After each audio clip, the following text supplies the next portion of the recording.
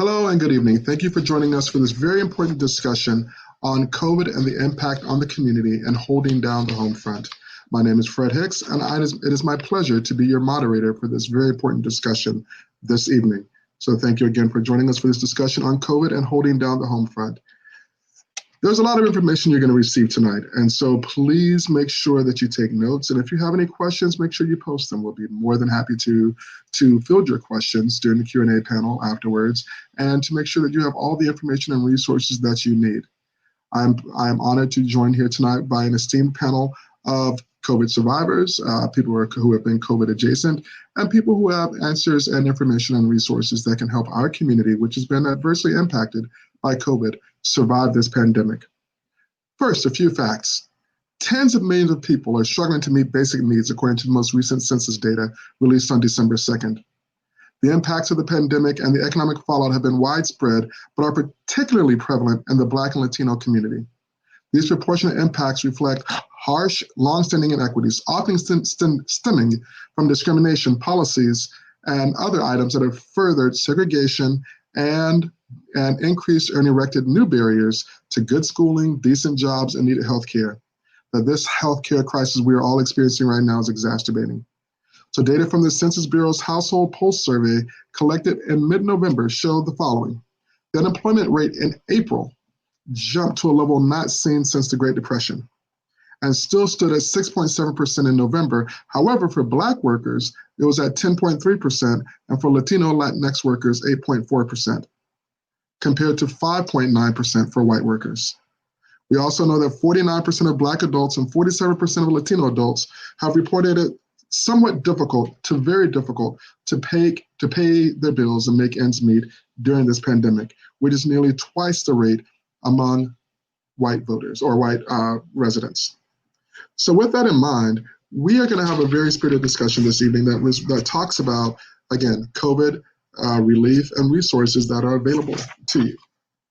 Keep in mind that about 40% of African American households and 49% of Hispanic households have experienced a reduction of some type in income due to COVID-19.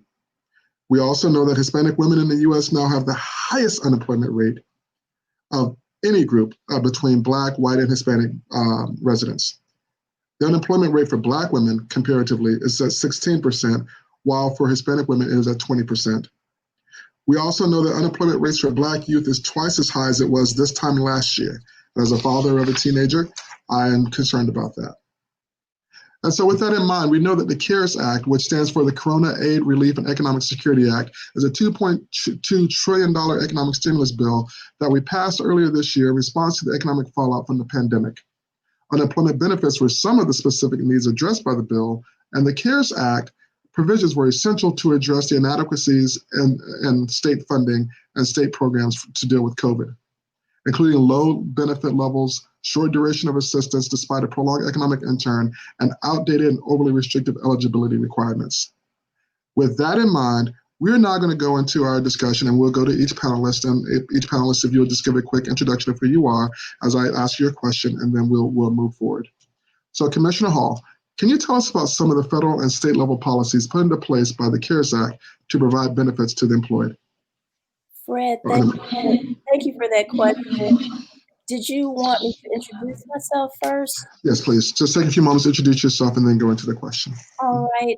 I am your Fulton County Commissioner of District 4, Natalie Hall. I represent a district that is completely inside of the city of Atlanta, and that's what makes the district so unique. It has over a dozen Atlanta City Council districts inside of it, several Atlanta Public School rep districts inside. Of course, state legislators have their districts inside of my district, and I represent over 170,000 residents. As your Fulton County Commissioner, we have a wealth of free services and programs because we're mandated by the state to provide health and human services. So with COVID-19, we have the Fulton County Board of Health that provides services. We have free health centers all throughout Fulton County, and we do a lot of COVID testing. We have a partnership with CORE, which has mobile units that are going out into the community and parking the mobile units, and they're doing testing and treatment right on the spot. So Fred, with your question, I'm so glad that you asked about this because I get so many emails in my office concerning unemployment benefits, and there are so many citizens, residents who are just suffering. They have been out of work for months. As we know, the virus started at the beginning of the year, and there are people who have been unemployed since that time. So the CARES Act provided a booster fund, adding up to $600 extra per week, while also extending states' unemployment benefits to a maximum of 39 weeks instead of the typical 26 weeks. But that expired in July. The Pandemic Unemployment Assistance, or otherwise known as PUA, provides unemployment benefits for up to 39 weeks to individuals who are self-employed, gig workers, 1099 independent contractors, employees of churches, nonprofits, and those with limited work history who do not qualify for state unemployment benefits. These individuals must be determined not to be eligible to receive state benefits before being evaluated for federal pandemic unemployment assistance benefits. The Pandemic Emergency Unemployment Compensation Program, otherwise known as PEUC, provides an extension to regular unemployment insurance benefits. This extension adds 13 weeks of benefits to the end of regular unemployment benefits for those who are eligible. This means claimants may collect unemployment benefits for a longer period of time than under normal circumstances. Claimants are potentially eligible if they have been unemployed between March 29th, which I was mentioning earlier. This pandemic started at the beginning of the year. So claimants are potentially eligible if they have been unemployed between March 29th through December 26th of this year and have exhausted regular state benefits after July 6, 2019. Individuals must be ineligible for state or federal benefits and able and available to work. There's also what's called the Lost Wages Assistance Program, LWA. This program is a program that receives funding from the Federal Emergency Management Administrators, FEMA, Disaster Relief Fund. LWA will allow distribution of an additional $300 weekly supplement to eligible individuals receiving unemployment insurance benefits from state and federal unemployment insurance programs. The program applies to the weeks ending August 1st, August 8th, August 15th, August 22nd, August 29th, and September 5th. And if a claimant received a payment for any of those weeks and had a weekly benefit amount of at least $100, he or she will receive a $300 payment for that week. Now, to check eligibility, claimants should visit their My UI portal. That's My UI portal. State extended benefits is an extension of benefits that occurs when a state meets the unemployment rate threshold for a designated period, and Georgia became eligible to pay these SEB benefits as of May 10th of this year.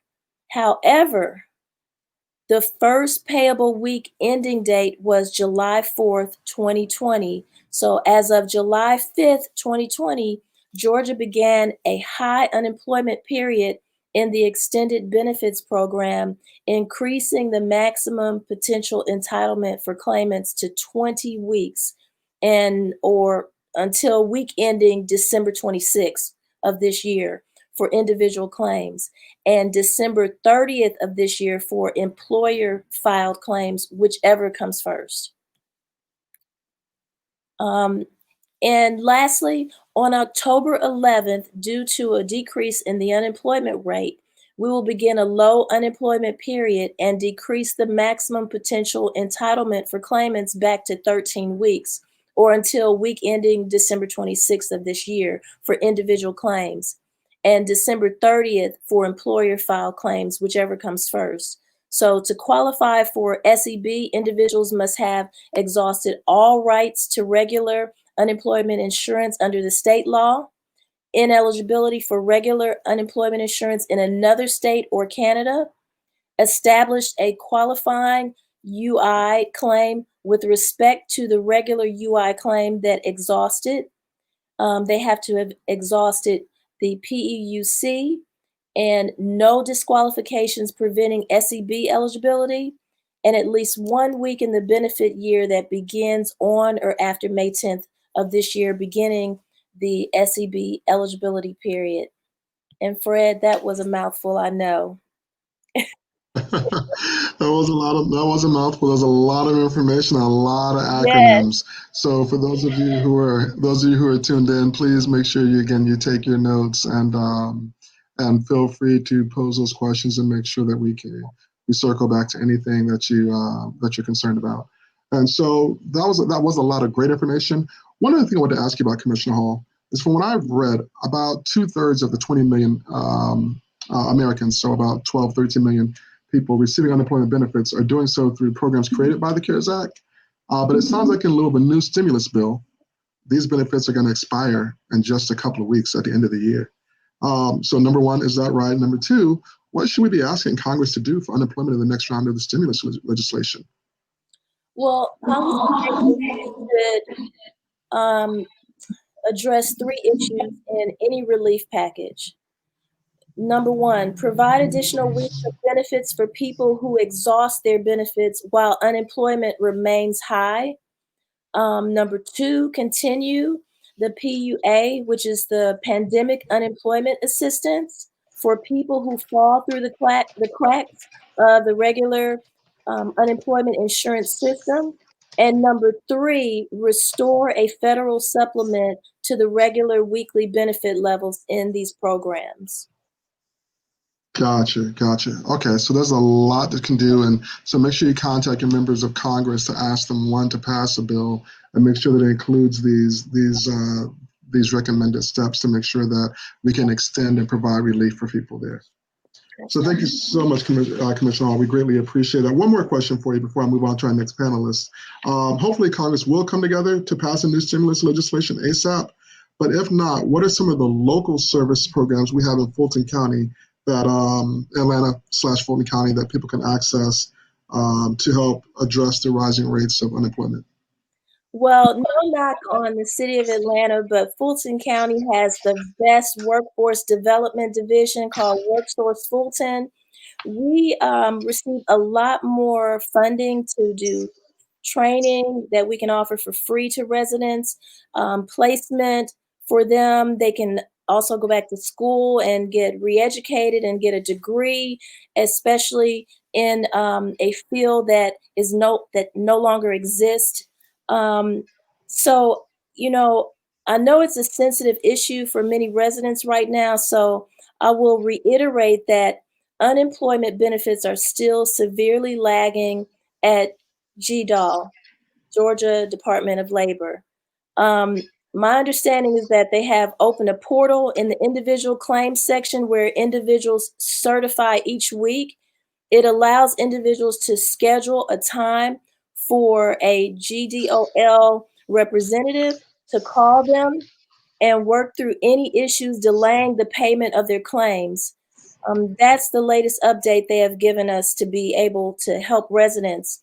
Now, there are also 2 best resources for individuals who are looking for work, and that would be employgeorgia.com, which will match an individual with job openings, and atlworks.org, which will connect an individual with a member of the workforce team to discuss all services that the workforce system provides. This includes help with resumes, help with job searches, workshops on financial literacy, access to job training programs, and also help connecting with other programs and resources in the region. So it's important for job seekers to think about what skills they may have that can transfer to a new industry, um, customer service skills that you may have had working in a restaurant are in demand by almost every employer. Customer service is big. If you need help with building these connections or finding job opportunities that might match, you can visit one of the two web pages I provided, which is atlworks.org or employgeorgia.com. And also, many places are offering free online training, such as WorkSource Fulton. We have free online training to help refine or brush up on skills. LinkedIn has made a number of online classes free, and although many services have moved online, we understand that not all of our residents have a computer at home. There are plenty of community partners that work with our WorkSource system that can offer computers to those in need of resources to do training or job search, including Goodwill of North Georgia, recipients of SNAP, and some other partners. We're also working to make the WorkSource Fulton computers available through the Fulton County Service Centers and the WorkSource Fulton mobile unit, which I'm so proud of because I actually requested the budgetary funding to actually purchase the WorkSource Fulton mobile unit, and it literally is like walking into a WorkSource office where you have computers set up. You can get on the computer and search for jobs, and then the people who are in that mobile unit will assist you with your job search. And if you want to get on the computer and do some job training, skills training real quick, you can do all that with the WorkSource Fulton mobile unit. Yeah. Well, thank you so very much, Commissioner Hall. I greatly appreciate that.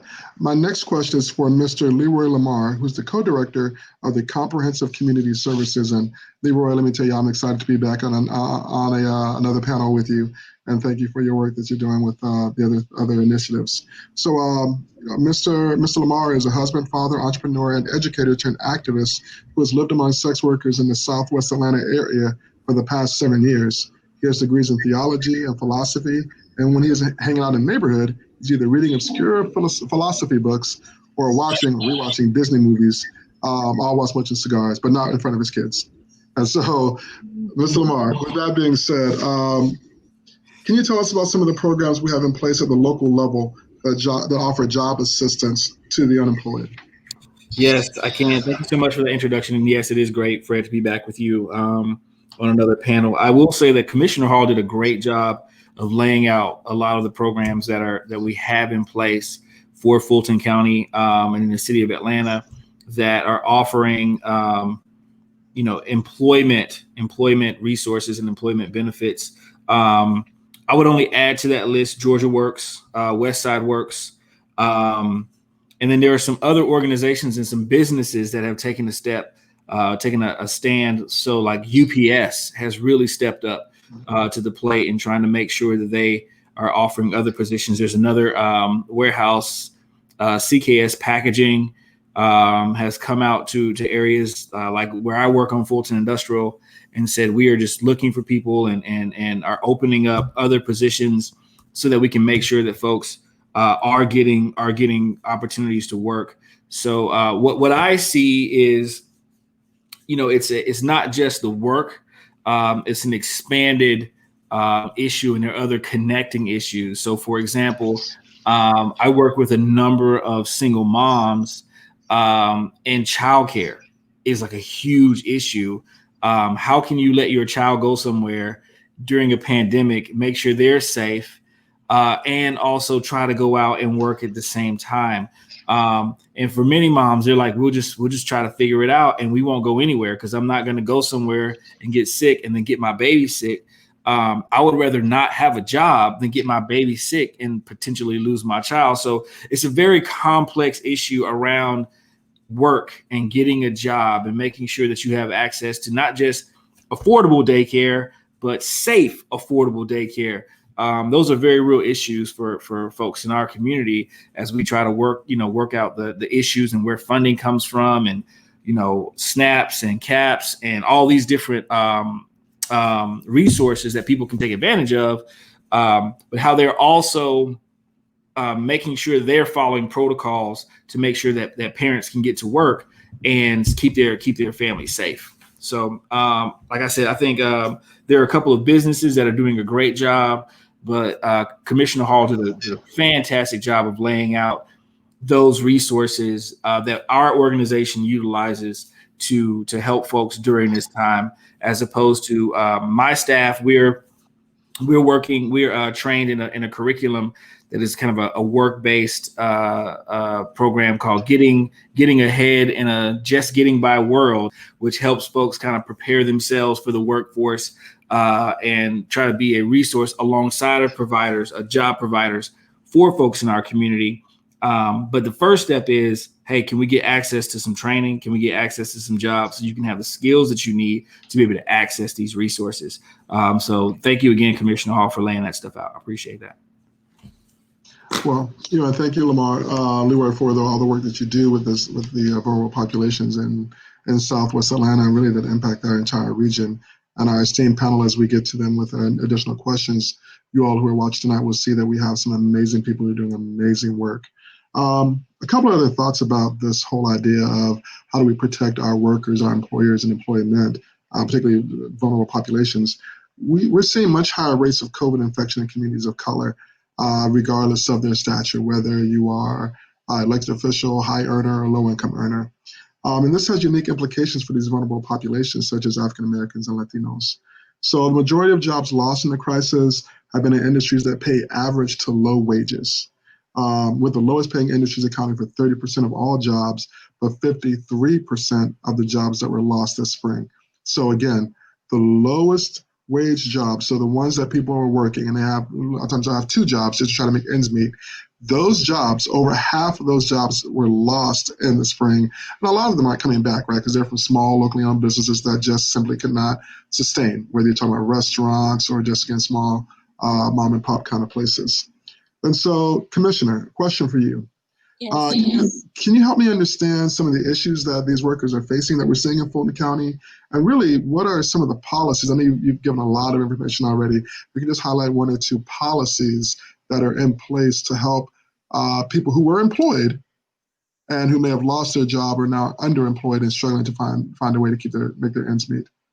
Well, African Americans and Hispanics are more likely to take mass transit to work and are overrepresented in jobs considered essential, which means they are often at higher risk for infection. They're also at higher risk of lost wages due to sickness. And if they do get sick, some still report to work because they simply can't afford to stay home.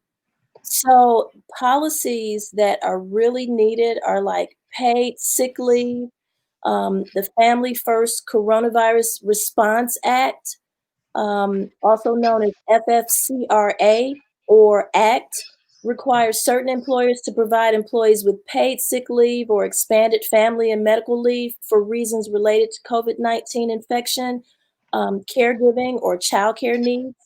These provisions will apply from the effective date through December 31st of this year. 2 weeks up to 80 hours of paid sick leave at the employee's regular rate to pay where the employee is unable to work because the employee is quarantined.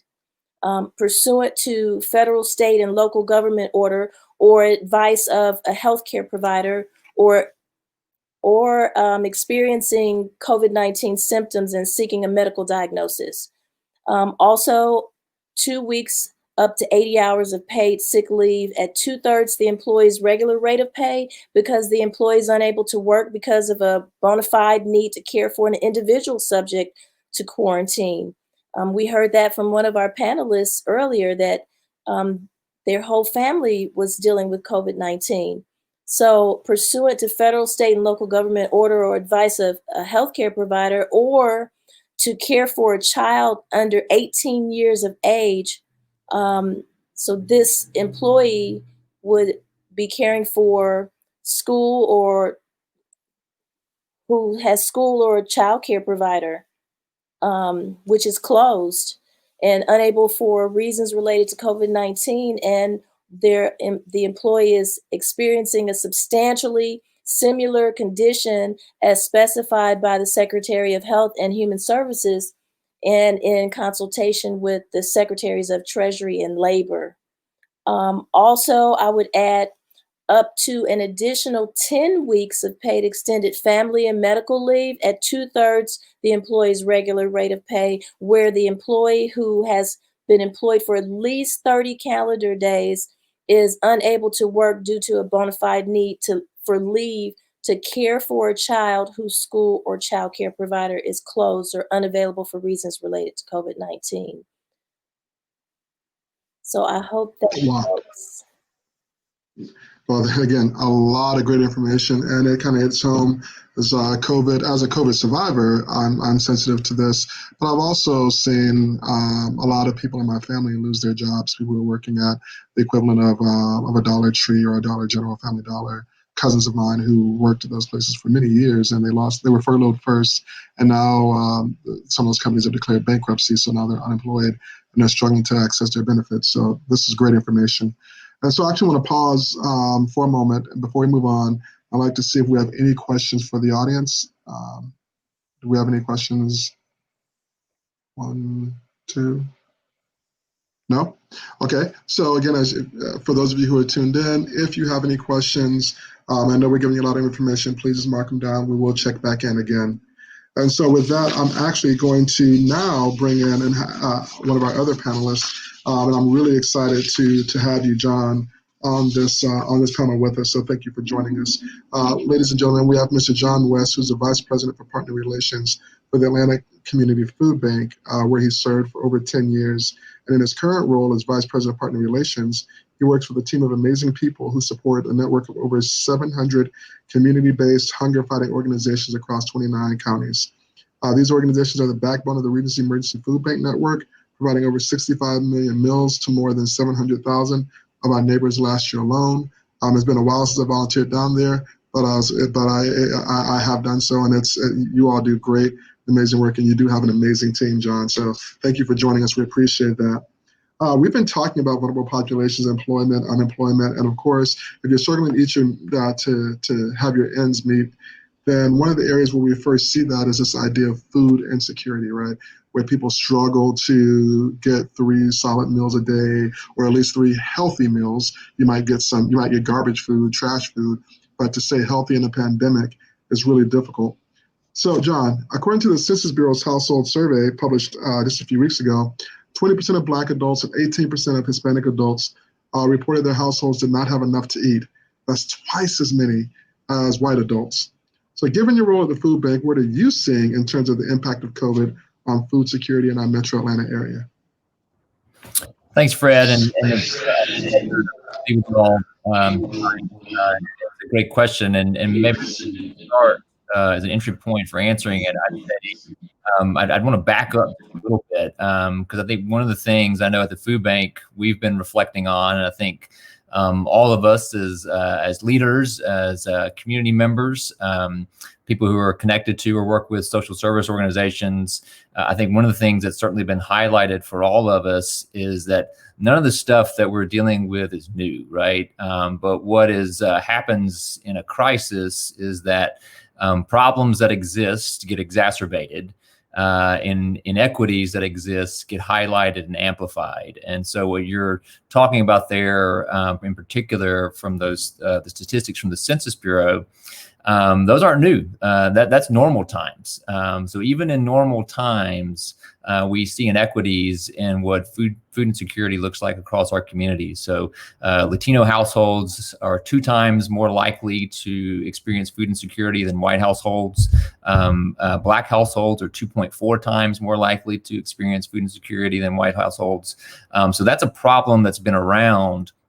But what COVID has certainly done, as it has amplified at large the problem of hunger and food insecurity, it has fallen most heavily on those communities that are already experiencing it, right? So if you're in a community that was already experiencing food insecurity, you're just experiencing a lot more of it. And I think that's across the board for probably all the issues that we're discussing tonight. And so what that's looked like in Atlanta, the metro area, and then the region that we serve in, is certainly we are seeing a huge increase in the number of people who are having trouble making ends meet month to month, and therefore having trouble putting enough food on the table. We're seeing that at a scale of between 50 to 60% of what increase we would normally see. Sort of the latest data that we have looks like overall, we're probably looking at a 30 to 35% increase just in food insecure individuals. And so put some sort of numbers around that. We were kind of pre-COVID making some fairly good progress on hunger in Georgia and across the U.S. It's still a large issue, but we were finally making up some of the ground that we had lost as a result of the Great Recession. So what COVID did, and in the area of hunger, like in, I think a lot of the issues we'll discuss tonight, is it sort of erased 10 years of progress and put us right back where we were, looking at food insecurity rates and number of food insecure individuals that are around 15% of just the general population. Almost 25% of kids in the metro Atlanta and the region that we serve are going to be food insecure at some point this year.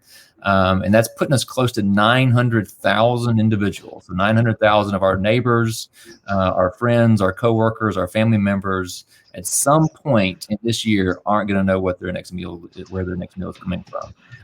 So that's what it's looking like. It's not looking good, right?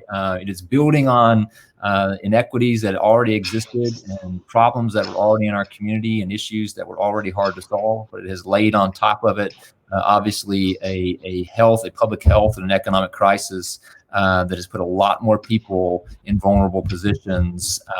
And that's probably not going away here in the next few weeks. And so, John, what are a couple of the programs specifically that you all offer at the ACVB for our community? No, it's all right. We're throwing a lot of letters around tonight, so it's okay. SCB, PUC, PUP. Done here. So there's several things that we have really been paying attention to as we've tried to help communities respond to COVID. So as you mentioned in my intro, really what the food bank does is we work really hard to be a central distribution hub that provides that key food resource to a network of over 700 organizations that have food assistance as some part of their mission to the community and to their neighbors. And so we're working really hard to have the food that those organizations need to provide to their neighbors so that they can devote their resources, their time, and their expertise to actually delivering a service and not chasing down a meal. And so in COVID, what we've done is number one, we have just tried to ramp up and put on steroids just our core work of providing food. So over the last 8 months, we've provided almost 78 million pounds of food out to our community. Wow. That's almost more. It probably is more than we did all of last year. So in about 8 months, we've done about 12 months worth of work because that's what the community has needed. So kind of fundamentally, what we've been doing is try to kind of meet the moment, meet the crisis that's in front of us, and make sure that if you're a family, an individual who's showing up at one of our food pantry partners in the community, one of our community kitchens, one of our homeless shelters, one of our childcare centers, that there's food there when you need it and when you show up. So that's been a real big part of obviously how we focused our energy and our resources. The other thing that we've been doing is trying to be conscious that no single organization is going to fix any of these problems. We're a single organization, but we can only do what we do because we're connected to a dynamic network of 700 grassroots organizations, faith congregations, nonprofits, mom and pop shops who know their neighbors and are trying to respond out of their care for their community. And we know we can't keep doing what we're doing unless those organizations can travel with us down that road. So we've spent a lot of time in the last 8 months trying to connect those organizations with resources that they need to stay open and keep serving, right? Whether those are financial resources or information resources, just around how do you navigate and deliver a very tangible, hands-on resource like food in the midst of a pandemic. So what we've been trying to do there is just put together best practices, information, network webinars and trainings that equip that resource of frontline organizations with the information that they need to stay open and keep serving their neighbors.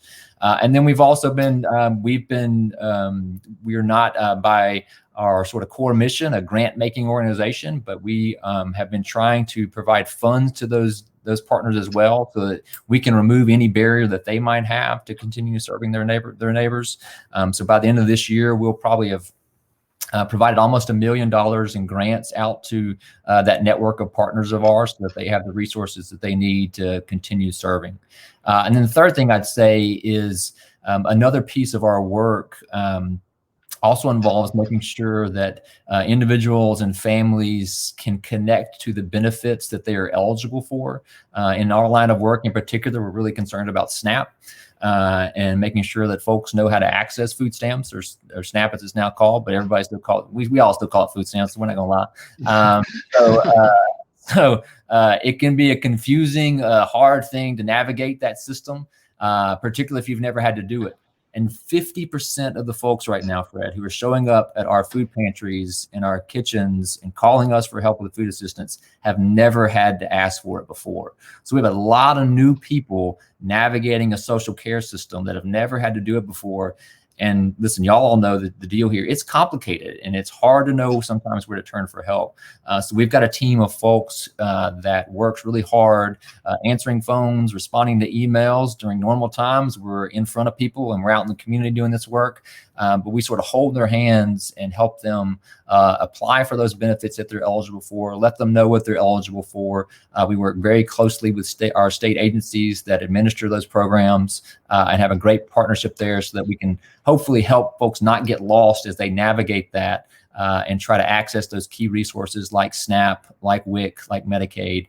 So those three things, getting a lot more food out to the community, making sure that our partners can stay open, and then connecting as many of our neighbors as we can to state and federal benefits, have really taken a lot of our energy over the last 8 months as we've tried to respond to what COVID's looked like. And so with that response, how can people in the community who hear this message and want to help you, how can they get involved? How can they, or with you directly, or with one of your partner organizations? Yeah, that's a great question. I appreciate you asking. So I would not be a good nonprofit employee if I didn't say, hey, you could always donate money to us. So go to our website, acfb.org, and we will always take donations there that continue to further our mission. But I would probably even prioritize over that at the moment. Don't tell my development people this, but I would probably prioritize over that two things. So one, right now, I am always conscious that we are, no matter, and y'all are probably the same, no matter where we are and what audience we're talking to, odds are we are talking to someone who needs these sorts of services and resources, or we're talking to somebody who's adjacent to somebody who needs it, right? So if you know somebody who needs help getting food, go to our website, and right at the very top of it, there's going to be a little link that says Find Help. You're going to click on that. It's going to show you a map of the entire region, and you're going to see 700 little dots on there. And there's hopefully one of those dots representing a partner of ours that's close to where you are. Click on that, and that's going to be a way that you can find help for either yourself, a neighbor, a community or member who needs to connect to food. So that's the first thing I'd say. The second thing I'd say is, if you're not somebody who needs help, see who's down the street from you providing help. Think local right now on all this stuff, right? So there is, I mean, odds are that wherever you are, if you're listening right now, there's a partner of ours who is down the street, and you might not even know it. But they are working crazy hard right now to feed people. Look at that map and see who you could get plugged into, who you could connect to, who you could provide your own gift to. We all got gifts, right? The hand, the head, the heart. Go provide your gifts to one of those partners of ours so they can keep serving the community there right where you live. So I direct people to do that. Again, we'll always take a donation, but if you need help in food assistance, go to our website, acfb.org, and click on that Get Help. If you don't need help, find a way to help by connecting to one of those local partners of ours. Get plugged in there, and they will welcome you with open arms to do that. Thank you so very much, Sean. I greatly appreciate that.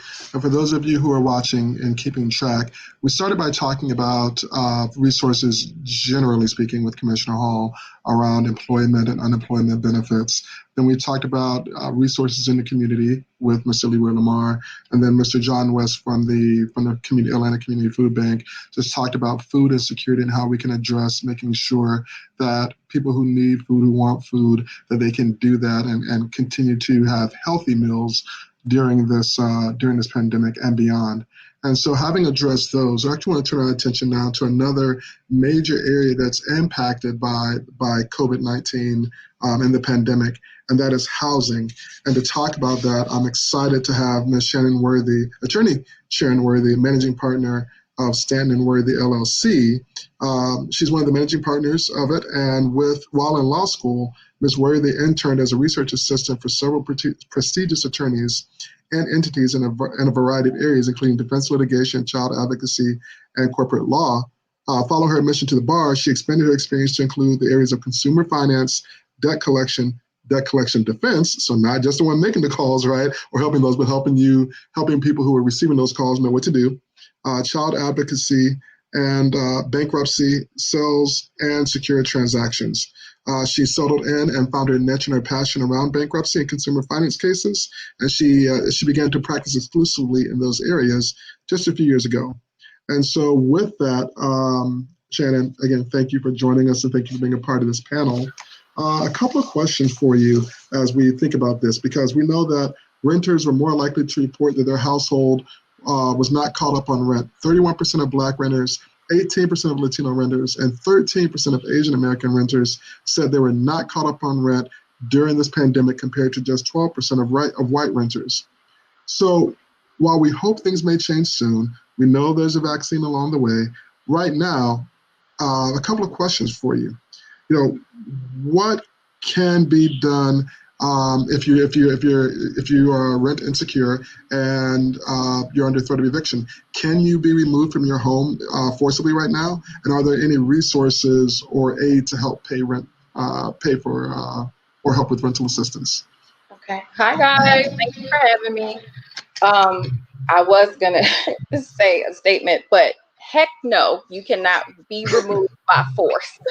So don't ever think here in Georgia, especially in the city of Atlanta, that your landlord can remove you by force. That is an absolute no.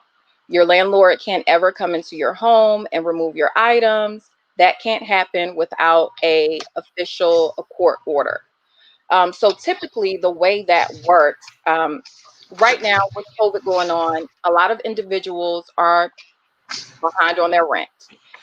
Prior to COVID-19, many individuals in the metro Atlanta area were behind on their rent. So that means the court is indeed backed up. But there are a couple of things that your landlord has to do in an effort to evict you. Right now during COVID-19, in order to evict an individual, it's a lot harder.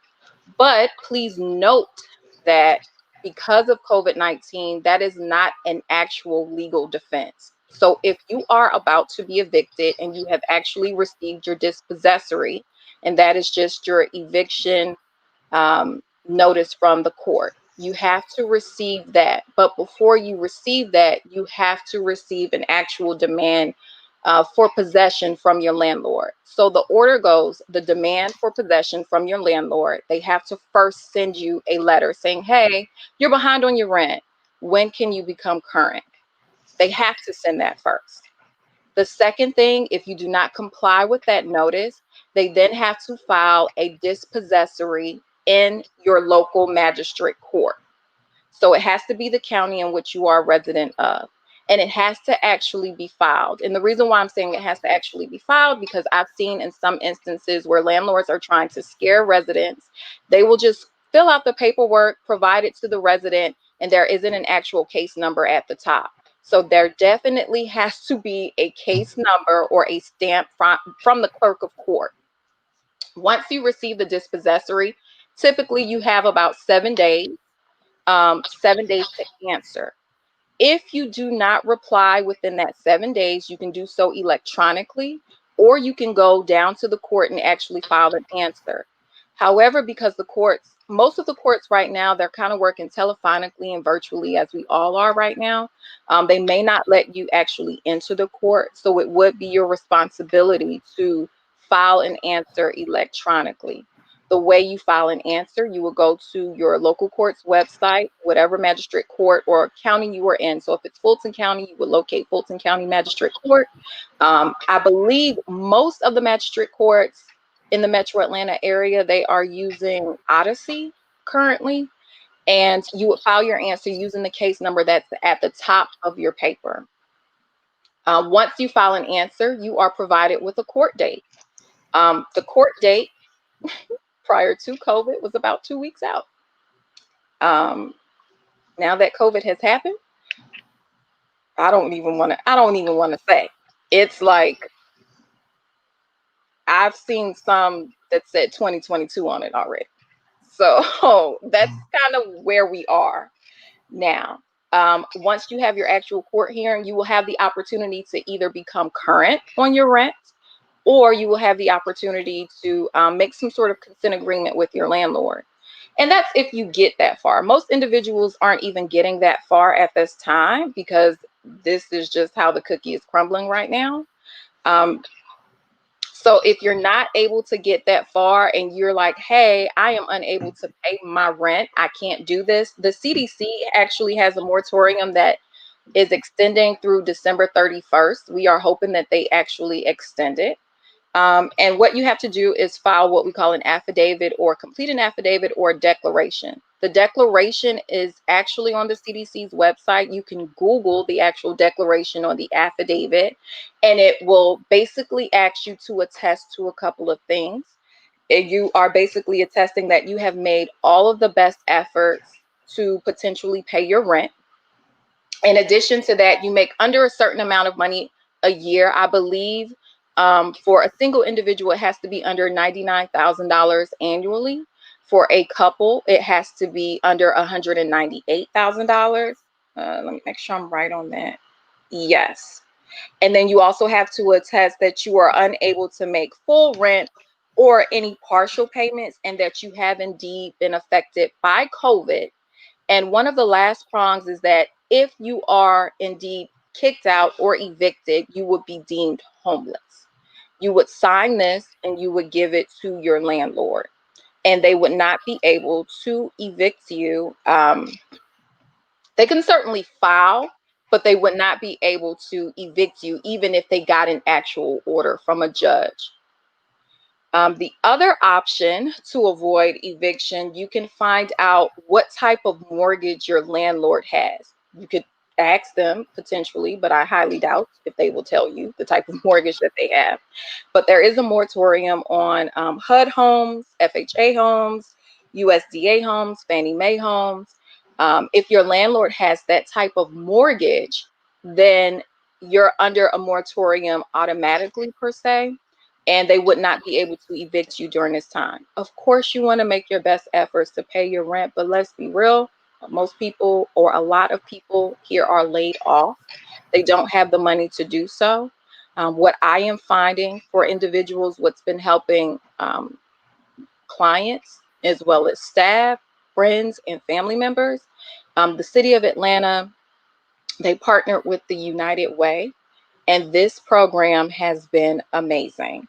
So it is paying rental arrears up to $5,000, utilities, yes, utilities. And it's also, they've recently opened up because they have to deplete the money by a certain time, or they have to send it back to the Department of Treasury, I believe by the 31st of this month, if they don't deplete it.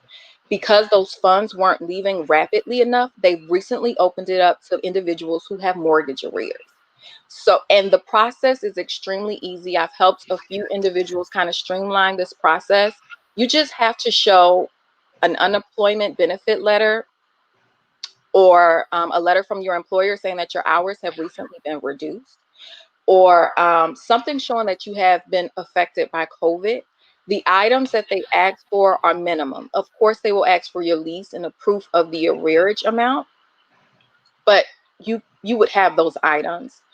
They even had an opportunity where you could come in person and apply for this particular program and the funding. So I would certainly tell individuals, if you can, please apply for this funding, because if they don't utilize the money, it goes back to the Department of Treasury. So you want to utilize the United Way rental and mortgage assistance program right now that's affecting individuals who are affected by COVID. Wow. Well, thank you so very much. Well, you gave a lot of great information, and all of that was very much needed. To our panelists, we have a little bit under 10 minutes left in this segment, so I do have a few additional questions, but we'll want to make sure we get through and we give information for our viewers. Just real quick, Ms. Worthy, before I move on from you, a couple of questions. Can a loan modification stop a foreclosure? Absolutely. A loan modification can indeed stop a foreclosure. You would want to seek out your mortgage lender and find out first if you qualify for a loan modification. Typically what I do when my clients are in the office, I will call the mortgage company and find out, hey, is there a foreclosure date? If there is a foreclosure date, we first need to find out when the foreclosure date is going to take place. Typically here in Georgia, foreclosures take place the first Tuesday of every month. So if you know you are behind on your mortgage and you are just guessing, like, I don't know, you need to check the records. There's a website that provides all of the foreclosures that are going to take place here in Georgia the first Tuesday of every month. So it doesn't matter if it's from a mortgage lender, the foreclosure is taking place from a mortgage lender, or if you are undergoing a foreclosure because of taxes. So a loan modification can indeed remedy this. What it will essentially do, it will restructure your loan. So if you owe about $10,000 in mortgage arrears, your mortgage company will then say, hey, you know what? We see that you've undergone a hardship. If you can provide us with some additional information, we may be able to restructure your loan, put your arrearage onto the back of your loan, or even extend it out. I've seen mortgage companies now extending out loans. Instead of the traditional 30 years, they're going about 45 years. And this will allow individuals to lower their mortgage payment. And right now with the loan modifications, it is also allowing individuals to lower their interest rate. So if your interest rate was about 4.25%, you may be able to get an interest rate at about 1.25% right now. Seriously. So you certainly want to, even if you aren't behind on your mortgage, you can undergo a loan modification. It's kind of like a refinance without taking the equity out of your home, but I would at least seek your mortgage company out about that. Mm-hmm. Yeah, fantastic, and thank you. Commissioner Hall, just kind of piggybacking on the resources that that Shannon just gave to us, Ms. Attorney Worthy just gave to us. What are some of the resources that Fulton County has, and how have you partnered with community-based organizations to help with rental assistance? Well, Fulton County allocated $21 million to nonprofit organizations as part of the ongoing COVID-19 response. And several agencies have received CARES Act funding to assist residents of Fulton County with rent, mortgage, and utilities due to the impacts of COVID-19, such as the Fulton Atlanta Community Action Authority, Midtown Assistance Center, the Community Assistance Center, and even Veterans Empowerment Organization. So we have funded a lot of nonprofit organizations to help them to be able to help more people during this pandemic. Fantastic. Thank you so very much. Mr. Lamar, what are some of the ways that your organization is working to provide relief to renters, specifically renters of color, who are facing eviction? Yes, for us, it's been, since we are a grassroots organization right there on the field, we have actually had a lot of our donors and supporters step up for it when we make pleas for our clients who need rental assistance. So we have leaned on some of the other organizations and been able to refer some of our clients to some of these other organizations, particularly like Midtown, to be able to get assistance with rent. But we have a lot of people who are staying in hotels, area in which we work. And so that's a little bit different from somebody trying to get rental assistance and being able to provide that kind of paperwork. So we've actually been able to pay the rent for folks in our community. But we've also been very proud to see some of the people that we work with, some of the hotels in the area have worked with us, providing discounts and breaks. For example, our friend Courtney Dukes, who is the general manager at the Economy Hotel, she has been able to really, really work with us to make sure that we can get families, help them stay where they are in their houses and not try to relocate. She's been phenomenal. So that's been very helpful to be able to have some of the managers and owners of the properties that we're working with, be part of the community as opposed to just kind of the stereotypical, I'm the business owner, capitalist, whatever. Be able to kind of to stand in and be a community member to help us with that. So I've been fortunate to be able to see the community come alongside of folks, being able to donate money to people in need, being able to connect to other resources, and also to work with the business community in our areas to see folks get resources. Fantastic. And just as a last point, I'm going to do a little bit of a quick roundtable. And here's what I'm going to ask. There was a little bit more than $900 billion stimulus package that was on the table. It appears that it has stalled. We're not sure if it's going to pass. And so what I would say is that we'll start with you, John. We'll go to you, Commissioner Hall. We'll go with you, Lamar, and then we'll close with you, Ms. Worthy. Name two things. Number one, name the one item for your organization that would be beneficial in the stimulus package.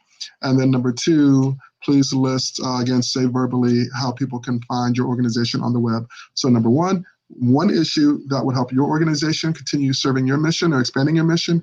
Then number two, how can people reach your organization if they or someone they know needs the resources that you have available? Starting with you, John.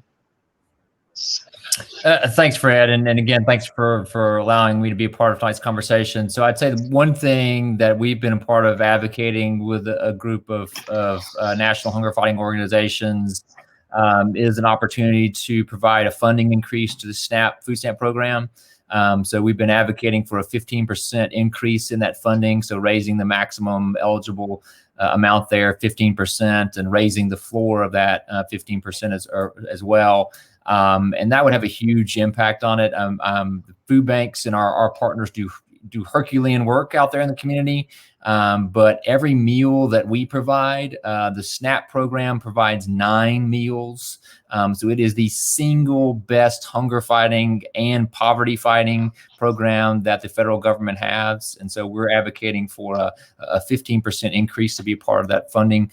It has kind of come in and out. So we'll see if, like you said, if anything moves forward on that and if that stays in there. But that would be something that we would certainly hold up and ask folks would join us in advocating for. And as always, folks can find us on our website at acfb.org, Atlantic Community Food Bank. And don't hesitate to reach out. I'm easy to find on there as well, and always happy to take a call or an email from anybody if there's any way that I can help either individuals or organizations connect to our work. Commissioner Hall, you've given a lot of information, so you can just go right to a brief and one thing and how people can contact Fulton County. One thing that would help Fulton County do more is more CARES Act funding. We were initially awarded $104 million in CARES Act funding. If we were to get additional funding, we could continue to help the nonprofit organizations that are out here in the communities helping everyone, as well as the small businesses and the municipalities, the cities that are inside of Fulton County. And the way that people can get more information about Fulton County is by visiting our website at fultoncountyga.gov. And if you need any assistance connecting to the resources and services and programs in Fulton County, you can email me at natalie.hall@fultoncountyga.gov. Thank you so very much, Commissioner Hall. I greatly appreciate it. Congratulations on your reelection. Thank you so much, Fred. You're welcome. All righty, Leroy, let's talk about it. One item and how people can reach you guys. Yeah, so for us, one of the biggest items for us was actually the stimulus checks that went out to individuals. Since our organization, we're a mentoring and coaching organization, being able to help mentor folks and help them apply those funds to vital issues. Those stimulus checks were really helpful in being able to kind of give people a leg up, being able to access housing, being able to get down payments or being able to pay first and last month's rent. Those stimulus checks for us were amazing. Being able to find us, we're on all the socials. You can find us on the web at ccsatlanta.org. And you can email me at leroy@ccsatlanta.org. Thank you so very much. All righty, and last, certainly but not least, particularly given we're in the holiday season and people are greatly concerned about staying in their homes, Attorney Worthy, one item that you would love to see in the stimulus package and how people can reach you. Okay, one item that I would love to see in the stimulus package. I am a consumer advocate and probably will forever be a consumer advocate. So I literally fight for the financial rights of the everyday person. So it would be the forgiveness of debt, especially debt that was incurred during the time of the coronavirus. So any debt that was incurred, such as mortgage and rental arrears, credit card debt, any debt associated with financing a vehicle, I would strongly advocate for the forgiveness of the debt in the forms of grants and not necessarily additional debt. So to provide individuals with loans temporarily to pay off things or to kind of halt things, that is not enough. It is creating another monster. So the forgiveness of debt for the consumer, and I will always advocate for that. And then when I say the forgiveness of debt, once it's forgiven, to also take away the tax liability that comes with the forgiveness of debt as well. Because if you're going to forgive the debt and it's $20,000 and I'm going to have a tax bill at the end of the year at 10, I mean, it really doesn't do anything for the consumer. And the way you guys can reach us is at stantonandworthy.com. Again, that's stantonandworthy.com, STANTON, and it's spelled out Worthy, WORTHY, like he is worthy. You can also email me at shannon.worthy@stantonandworthy.com. Stanton and Worthy on all social media platforms as well. Great, fantastic, and thank you. So friends, family, and community leaders, healthcare professionals, and all who tuned in tonight and subsequent to this evening, thank you for joining us for this very special panel and really designed for the people on holding down the home. My name is Fred Hicks. I'm proud to be the host for what is the 8th in a series of 8 candid COVID conversations brought to you by Alive and in Color. Before I end tonight, I want to personally say thank you to the BLK+Cross, the Gathering Spot, for partnering with Alive and in Color, along with Hosea Helps at Community Food Bank, Fulton County, and the community services there. To each one of our panelists for being here with us this evening. Thank you for being here with us. I do not see any questions in the chat, but again, you all can watch this, especially if you are a Gathering Spot member, and you can rewind to the part and to the point about the contact information with each person there. The key takeaway I would like for each of you who watch this, each of you who watch this, and each of you who talk to someone else about how to survive and make it through this COVID period, is that you are not alone. They are not alone. There are resources available, especially right now. And so do not wait, do not delay, do not put off until January. If you are in need, please go ahead and get the ball rolling and access the plethora of resources that are available. There's no shame in that. We know that many people, particularly people of color, are greatly impacted by this pandemic. Maybe not at the beginning, maybe not in the middle, but certainly now. And so again, thank you for joining us, and please do not hold on to this information. Even if you yourself are okay, please pass it on. Post it in your chat boards, post it on your social media platforms. There's somebody, I promise you, there's someone that you know, someone you love, who needs this information. So thank you again for joining us this evening. We greatly appreciate it. Thank you again to each one of our panelists for taking your time out. And you have a very great and blessed evening. And thank you all again for joining us. Take care. Thank you. Yeah.